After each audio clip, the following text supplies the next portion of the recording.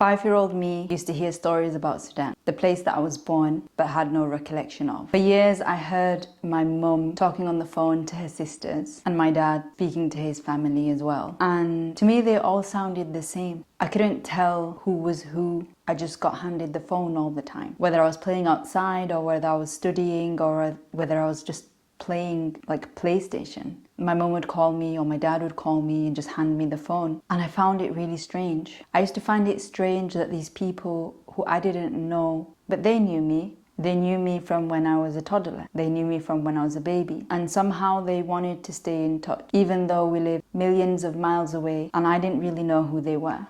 I guess the longing to know where I come from stemmed from that. From knowing that there were people across the world that wanted to hear my voice, that wanted to know what I was up to, how I was doing in school.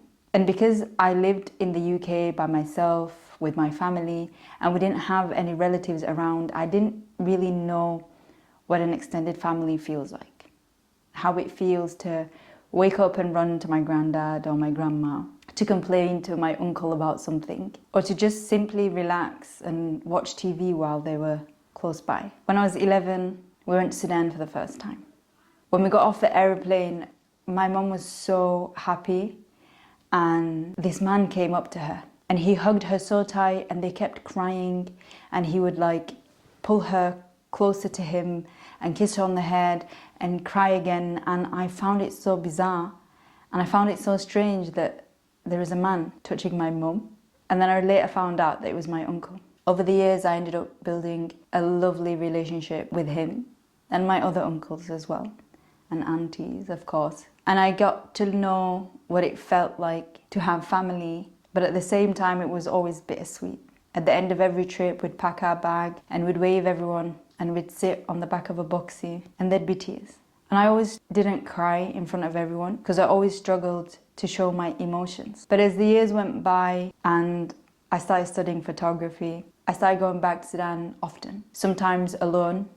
I'd take my camera with me everywhere. I'd photograph the market. I'd photograph my family sitting inside the house, brushing each other's hair or making food if there was a celebration. I was there during Eids. I was there during weddings. I was there during funerals. And that really shaped the way that I saw the camera and the way I wanted to use the camera. One of my first ever projects while I was at uni was a photography series that I named The Nile. It was inspired by Alex Soff. I really liked the images that he was taking where he traveled across the Mississippi and photographed people. But I wanted to do the same, but with the people that I love and the people that cared about me, that I started to look forward to their calls and hearing how they were. The Nile was really a special project for me because it just reminds me again of the power of photography. And the fact that it can document places and people in a single moment. When I look back at my cousins in the picture and my grandma who passed away and the streets that I became so familiar with, heartbreaking sometimes. The pictures that we take, other people may not value them, but it's important for us to take them because they're part of our history and our identity and the way that we see the world. For me, the Nile was the way that I saw Sudan, with all its beauty, all its flaws as well, but it was my Sudan and the place that I belonged.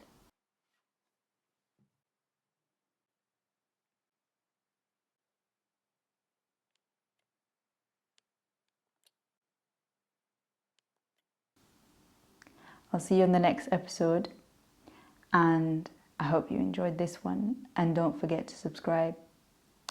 Have a lovely day.